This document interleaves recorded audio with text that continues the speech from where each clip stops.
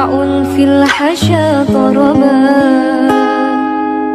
وحين من زاح بدر الله شاء له تورق الصبح في كافي وانتصباحا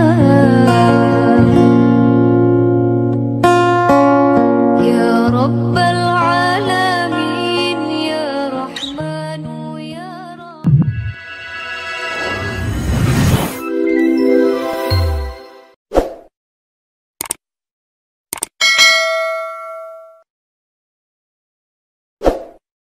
Assalamualaikum warahmatullahi wabarakatuh.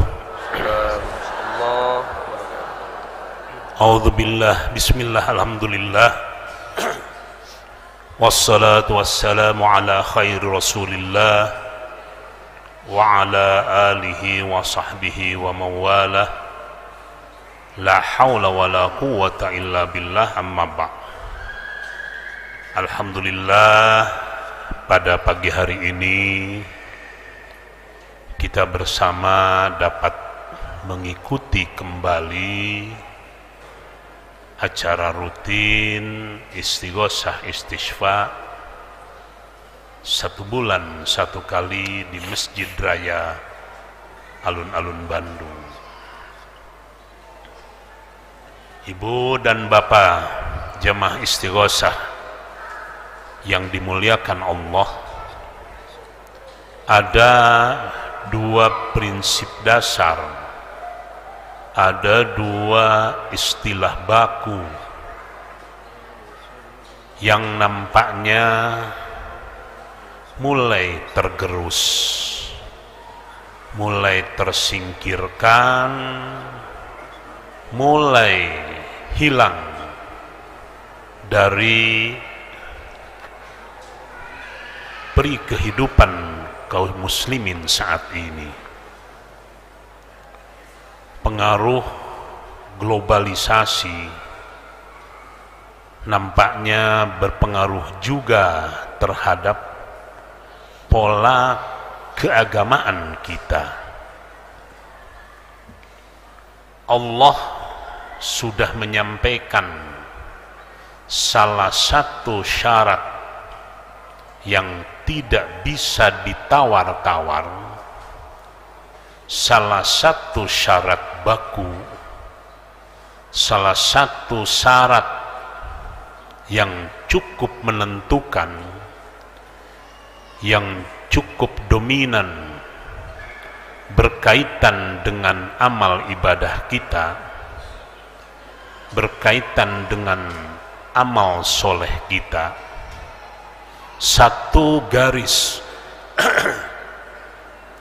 yang bernama ikhlas.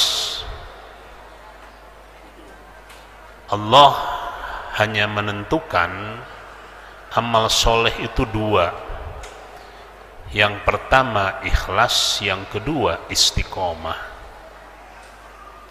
Istiqomah sudah banyak saya sampaikan. Berkaitan dengan ikhlas ini, nampaknya semakin hari semakin redup, semakin hari sudah semakin berkurang, semakin hari sudah semakin kehilangan maknanya. Ikhlas sudah tergantikan dengan materi. Ikhlas sudah tergantikan dengan uang. Sudah terjadi yang namanya transaksi kehidupan. Sekarang ini apabila masih ada orang yang ikhlas malah aneh. Yang saya khawatirkan, kalau sekiranya ikhlas ini sudah mulai menggerogoti para ulama, menggerogoti para kiai, menggerogoti para ajengan, menggerogoti para ustadz, menggerogoti para mu'alim. Saya tidak tahu persis bagaimana nasibnya agama ini. Salah satu dasar yang sementara ini para ulama masih dihargai karena keikhlasannya. Hidup sudah sangat profesional. Salah satu keprofesionalan itu adalah sering dikaitkan dan diidentikan dengan uang. Agama tidaklah seperti itu. Para perintis masuknya Islam ke Indonesia, mereka benar-benar dengan niat yang ikhlas, benar-benar semata lillahi ta'ala, benar-benar semata-mata dalam rangka mencapai dan menggapai ridho Allah, mardhatillah. Sekarang malah tidak sedikit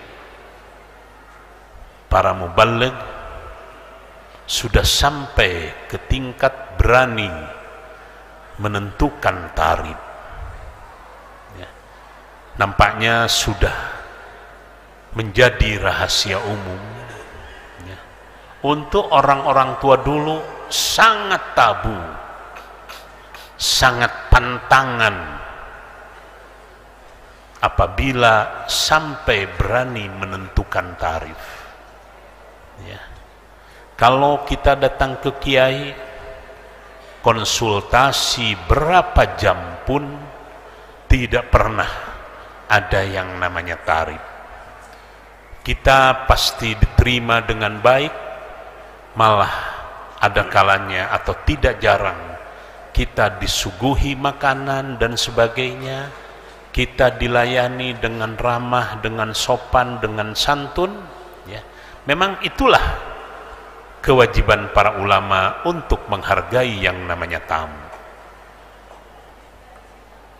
Ulama ada kalanya menjadi penyelesai berbagai masalah. Masalah keluarga, masalah waris, masalah perceraian, sampai ke masalah doa, sakit dan sebagainya dan sebagainya. Itu semua karena ikhlas. Namun nampaknya ikhlas sekarang ini sudah mulai tergantikan. Sekarang ini akhirat sudah tergantikan dengan dunia. Dunia seakan segala-galanya. Dunia seakan-akan untuk selamanya. Seorang manusia ukuran umum umurnya tidak akan jauh dari 70, 80 atau 90. Malah mungkin ada yang kurang daripada itu. Tetapi akhirat adalah sebuah kehidupan yang abadi. Sekarang ini sudah mulai tersingkirkan. Akhirat mahkumah engke, naudzubillahi min dzalik. Salah satu dampak positif, salah satu efek dari positif melahirkan yang namanya berkah. Ucapan salam kita terkandung di dalamnya ada 3 aspek. Assalamualaikum. Mudah-mudahan kalian semua mendapatkan kesejahteraan. Warahmatullah, dan juga mendapatkan rahmat Allah. Wabarakatuh, dan juga mendapatkan barokah Allah. 3 aspek ini sesuatu yang tidak terpisahkan. Kebahagiaan seseorang akan sangat bergantung kepada 3 hal ini. Kesejahteraan, rahmat Allah, dan barokah Allah. Rahmat Allah terbagi rata untuk semua makhluknya tanpa kecuali. Tanpa kecuali. Namun sekarang ini barokah nampaknya sudah tidak menjadi sesuatu yang diharapkan dalam kehidupan. Rasulullah sengaja membuat formula khusus untuk beberapa kehidupan dengan formula doanya yang selalu mencantumkan barokah. Kita pada saat makan dianjurkan membaca doa Allahumma barik lana fima razaqtana. Ya Allah, semogalah Engkau anugerahkan barokahmu di dalam rizki-rizki yang telah Engkau berikan kepada kami. Barokah ternyata. Bagi sepasang pengantin, doa yang disampaikan adalah barakallahu laka wa baraka alaika. Barokah juga. Dan masih banyak yang lain-lainnya yang menandai bahwa kehidupan ini akan punya makna, akan punya nilai. Tentu saja makna dan nilai di hadapan Allah apabila disertai dengan barokah. Barokah maknanya sangat dalam, barokah maknanya sangat luas. Barokah yang tadinya sedikit bisa menjadi cukup dan nikmat, itu yang namanya barokah. Tetapi seseorang yang banyak hartanya dengan makanan yang serba lezat, ternyata makanan itu tidak bisa mencukupi, tidak bisa membuat dia kenyang, apalagi sampai nikmat. Itu yang namanya tidak barokah. Barokah lebih banyak sehatnya daripada sakitnya, itu yang namanya barokah. Barokah walaupun anaknya sampai 10, tetapi tidak membingungkan orang tuanya karena barokah. Ada kalanya seseorang jabatannya tinggi, kekayaannya banyak, anaknya hanya 2, tapi dengan 2 anaknya membuat orang tuanya kebingungan. Itulah yang disebut punya anak yang tidak barokah. Nampaknya sekarang ini barokah sudah digantikan dengan yang namanya materi. Perbedaan uang 100.000, 200.000 sekarang ini digantikan dengan yang namanya barokah. Untuk apa barokah kalau tidak bisa makan? Benarkah yang bersangkutan tidak bisa makan? Jarang sekali terdengar di Indonesia orang yang mati karena kelaparan. Orang masih bisa hidup tatkala orang cukup hidup dengan pemenuhan kebutuhan utama, itu sudah barokah. Tetapi orientasi masyarakat sekarang sudah lain. Pola hidup sudah sangat pragmatis dan termasuk sangat materialisme. Orang sekarang kalau bekerja sudah tanya berapa gaji saya. Sudah mulai hilang yang namanya ikhlas, dan dampak dari itu semua sudah mulai hilang yang namanya barokah. Ada kalanya orang tersebut tidak berpikir apakah punya keahlian tatkala menentukan tarif. Ya. Saya katakan yang menentukan berhasil atau tidaknya, berprestasi atau tidaknya bukanlah status, tetapi apa kelebihan yang kita miliki, apa keahlian kita. Kalau kamu punya keahlian dimanapun dan status apapun kamu, pasti kamu akan dihargai, pasti kamu akan bisa menunjukkan prestasi.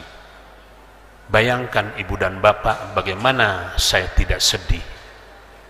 Saya menjalin hubungan dengan orang tuanya hampir 50 tahun. Hampir 50 tahun. Dari mulai almarhum abah sampai saya. Tiba-tiba anaknya sudah saya sampaikan, sudahlah kita sama-sama di assalam. Anak bersangkutan mengambil keputusan untuk tidak.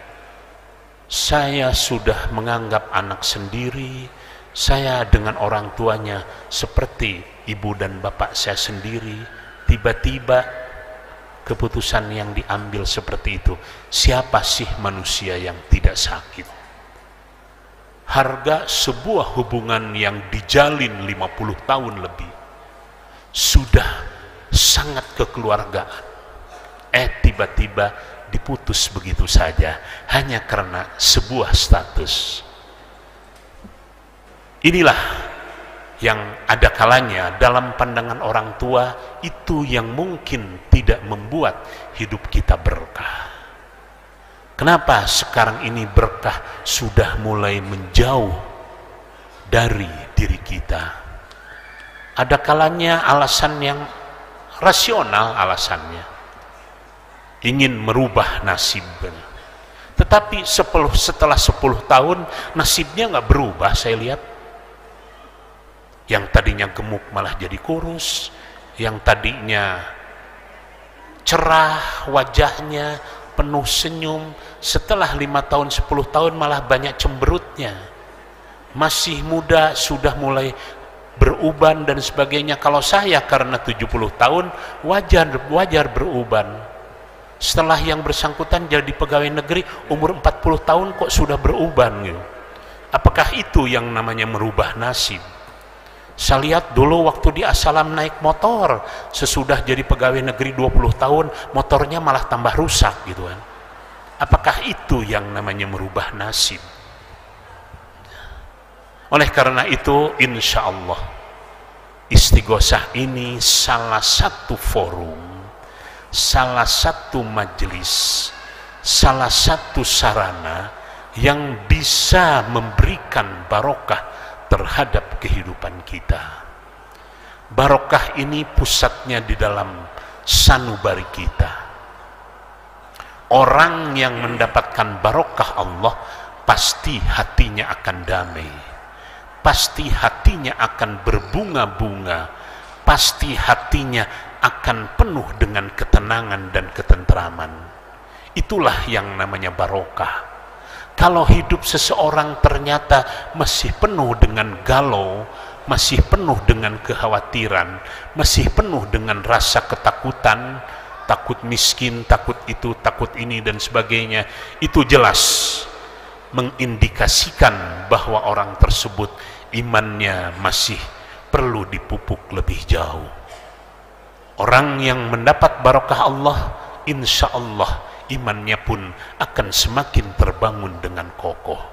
Itulah salah satu hikmah dari istighosah.